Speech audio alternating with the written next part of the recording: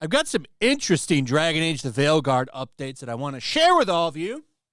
As of right now, 26,000 people playing the game. And it'll probably go back up. I imagine it'll be somewhere around 40,000. It was 47,000 yesterday. But it keeps going down. And there's a reason for that. Everybody's going back to the older games. So, if you remember, something like this happened with Suicide Squad. Remember Kill the Justice League, that game that came out? Yeah, you don't. I don't blame you. Nobody played it. People bought that game, dropped it, and went back to Arkham Knight, or they went back and played Arkham City, Arkham Asylum. They went back and played the old games, is the point. And now you're seeing that with Dragon Age Origins. Reported by The Gamer, Dragon Age Origins sees 76% spike in players following the Veilguard's release. To me, this says people are going to the old one. They don't want to play the new one. They want to go play this one. And I guarantee you, there's a bunch of people that started to play this, where they started to play the Veilguard, dropped it, and they're like, I still want to play some Dragon Age, so they went to Origins. I guarantee you that happened. I remember, so there's something kind of similar here for me. Remember when the Fallout show came out on Amazon? I actually liked that show. I know it has problems, but after I finished it, I wanted to go and play some Fallout. And I never really played Fallout 4. I played it for a little bit, and then I stopped playing it. There's a lot of problems with that game. For one, I never really felt like I was struggling to survive in Fallout 4. I mean, right at the beginning, they gave you power armor. But they gave it a PS5 upgrade. They upgraded it for everybody. So, okay, well, let's go back and check this out. I played it for about 4 hours, and then you know what I did? I lost interest in it and went back and played Fallout 3. And that game I actually completed from beginning to end. I think I put 40 hours into it. I've got tons of hours into that game. 100 hours in that game when I first played it. I just wanted to play through it. I didn't want to do everything. So I did play through it from beginning to end and had a great time, and I never went back to Fallout 4. So I wonder how many of these players that are going back to Dragon Age Origins were disappointed from Veilguard and jumped ship to go back and play Origins. Interesting stuff. I guess other games in the series are seeing similar spikes as well. Baldur's Gate 3 saw a peak. In fact, when Dragon Age the Veilguard came out, this game saw a rise in players too. So, from what I understand from talking with Endymion, who's a hardcore Dragon Age fan, he loves those games. That's why he's really pissed off about Veilguard. From what I understand, Dragon Age is EA's Dungeons and Dragons. That's what they wanted to do with that game. Now, maybe I'm wrong there. I'm just going by what he said. And he's a big fan of Dragon Age, so I'll take his word for it. Apparently, more people are playing Baldur's Gate 3, and they're saying it's because of Dragon Age Veilguard. So how many people were playing Veilguard and said, screw this, and went and played Baldur's Gate 3? I think that's a good question, to be honest. Because look at this. So here's some updated numbers. 28,000 in Dragon Age the Veilguard right now, according to SteamDB. And in Baldur's Gate 3, 57,000. There's more people playing Baldur's Gate than there is Dragon Age the Veilguard. That's interesting. And by the way, I did finally buy Baldur's Gate 3. I'm going to start playing it soon. The only issue I have is that I maybe have 2 to 3 hours a day to play video games.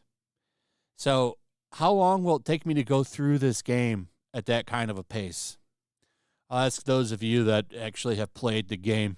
How long will it take me to get through the game? I don't have a lot of time to play games like I used to.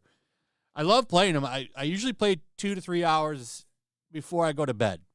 That's the time I usually sit down and play games. I'm still playing Dragon Ball Sparking Zero, and that's because I'm trying to platinum the game. But anyway, yeah, more people playing this game right now, and Sports Illustrated Video Games has the theory that that's because they're jumping over and playing this because of Dragon Age: The Veilguard. And I would add to that's because they're disappointed in the Veilguard, because this game is supposed to have decision-making. So after you play the first round, wouldn't you want to go back and play it again? I did with Mass Effect 2. Mass Effect 2, I played like back-to-back because I wanted to go back and see different decisions. And if this game is so great, why aren't people doing that? Why are they going to other games? It's an interesting question. IGN is walking back their take. This is from Pirate Nation. IGN has changed its mind about Veilguard after giving a 9 out of 10 to trick people to buy the game. Now, after 2 weeks, the game is a failure.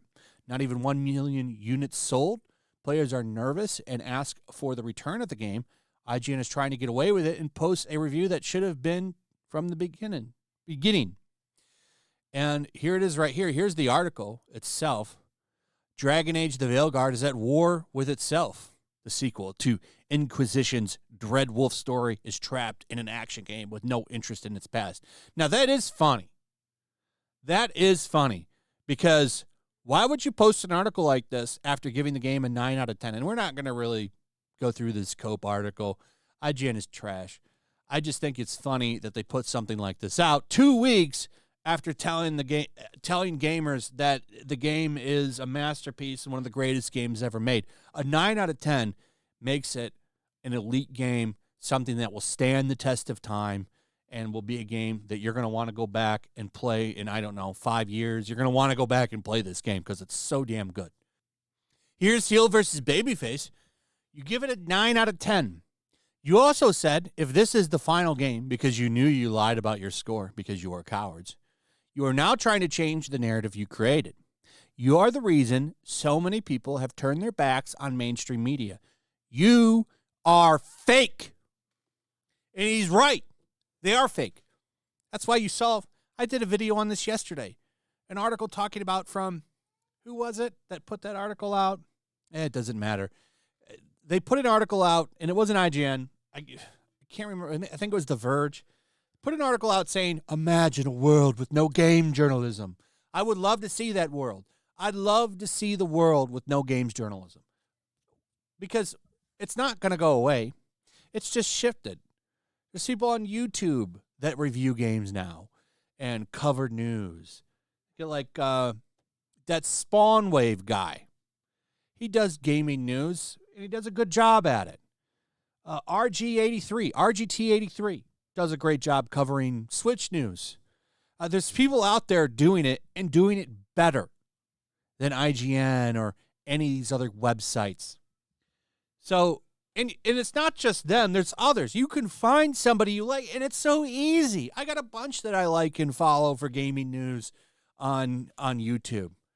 I don't ever go to IGN or any of these other websites for gaming news unless I'm going to their sites to laugh at them for posting trash like this. And I'm not the only one. That's why you see Kotaku and Polygon post like cringe political shit all the time, because that's the only thing people go there for anymore. They don't go there for any kind of gaming knowledge at all. And that's ultimately going to end badly for them. Anyway, that's pretty much it. Let me know what you guys think about all this. I'd like to hear from you in the comments. Also, if you would please like, subscribe, share the video. Make sure you're still subscribed. Hit that notification bell, and we'll see you on the next one. Peace.